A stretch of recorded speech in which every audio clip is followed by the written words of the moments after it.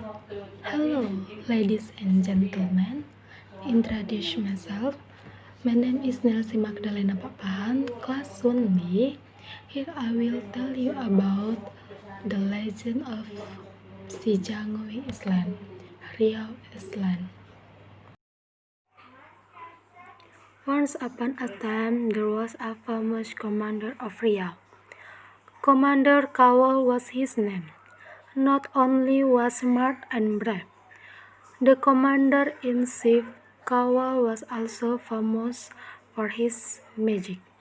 Because of the courage, intelligence, and supernatural power of the commander-in-chief, the state of Riau was always safe from pirates and thus was intended to attack or dominate. One day, several ships came to the port of Riau. The ships evidently were pirates, which were directly led by Sijangui. Sijangui was a notorious pirate whose name was pirate throughout Cambodia, Sarawak, Brunei, and Sumatra. Once the pirate ship docked at the port, Sijangui was immediately met by several Riau state Hulu Balang.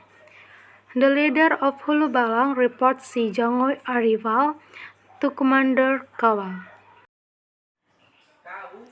Receiving the report, Commander Kawal intended to hold negotiations. No matter how powerful and brave he was, Commander Kawal preferred to pursue peace rather than war. He did not want to sacrifice any life because of a war. A war would only be begun if the negotiation had been closed or dispute could not be resolved. Commander Kawal came alone to the ship of Sijangui without any guards and weapons. He walked calmly aboard Jangui's ship. Commander Kawal's arrival surprised Sijangui. Incredibly surprised when he found out that the commander came alone to meet him. According to him, only brave people with high ability would dare to die it. In any case, he was amazed by the courage of the commander-in-chief. He would have paid homage to their commander, instead he took his evil plans to harm the commander. Jangue received the commander-in-chief and invited him to sit down. In honor of the commander, Sijangui served betel leaves complete with white lime paste and areca nut. "Please, sir," said Sijangui. At a glance, Commander Kawal learned that the betel leaves served were not ordinary betel leaves, but nettle leaves. Nettle leaves were indeed a type of betel leaves, but very poisonous. Commander Kawal smiled and resolved to eat those. Jangue was not offended by Commander Kawal's resolve. If someone did not eat betel, of course he ate baked paper betels he took. Jangue then served baked in the betel box, Tepak Siri. Continuing his evil tactics, he had previously placed poisonous nails in the baking. Commander Kawal smiled without hesitation. He took the serving and immediately ate it. As he chewed, Commander Kawal said, "Let's eat this baking together, Mr. Jangue." Sijangui was shocked when the commander invited him to eat thus together. Suddenly, fear crept into his head. The commander-in-chief called at the poisonous nails in pitch. Even though the poison His path was very strong. It took only seconds after being exposed to the points should a man be killed, let alone at it, but the poison had no effect toward the commander. Commander was still alive and kept saving the poisonous nails.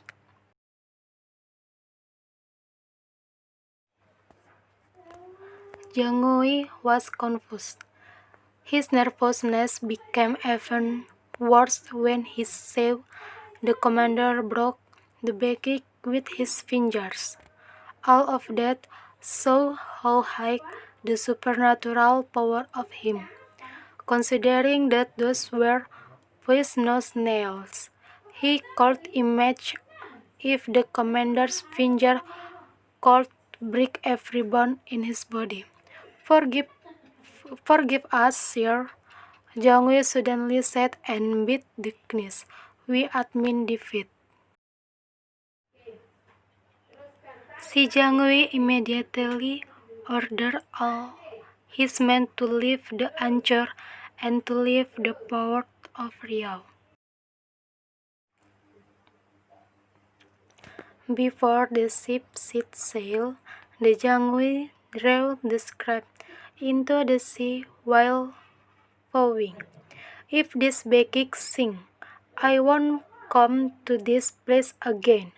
The baggage thrown by Jiang Wei soon and never returned. The land of Riau returned to be normal, serene and peaceful. No more pirates attempt to attack or control Riau. News of the quirk and supernatural powers of the commander-in-chief has spread everywhere. One day, the people of Riau were shocked by the sudden death of the commander Kawal. Sadness was immediately spread in Riau because of the death of the best commander that they ever had. The people wept over the departure of the famous commander who was brave, powerful, and loved peace.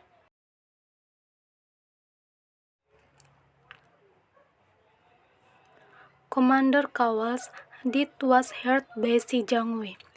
His intention to attack and conquer Riau again ignited and continued to flare up. There was no longer a figure he feared of.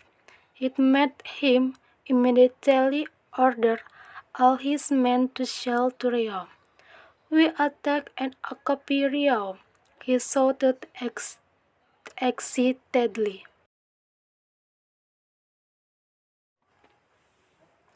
The ship of Si Jiang Wei arrived into the territorial sea where he had vowed not come back to Riau if the baggage he threw into the sea did not arise. The sea was located between Penyengat Island and Keriting Bay. At that time, Jiang Wei was on the bridge. Si Jiang Wei suddenly fell and got sick. The notorious pirate leader was in severe pain. The physician, who was later brought to treat his illness, was unable to do much. He was unable to cure Si Jiang Wei's illness. Jiang Wei believed that the pain he experienced was because he had broken his vow. He deeply regretted his action. However, it was too late. He felt his end was near, so he ordered all of his men to bury his body in that place if he did. Not long after giving the message, Si Jiang Wei breathed his last. As per his last message, Si Jiang Wei's body was thrown into the sea where he had vowed, between Penyengat Island and Keriting Bay.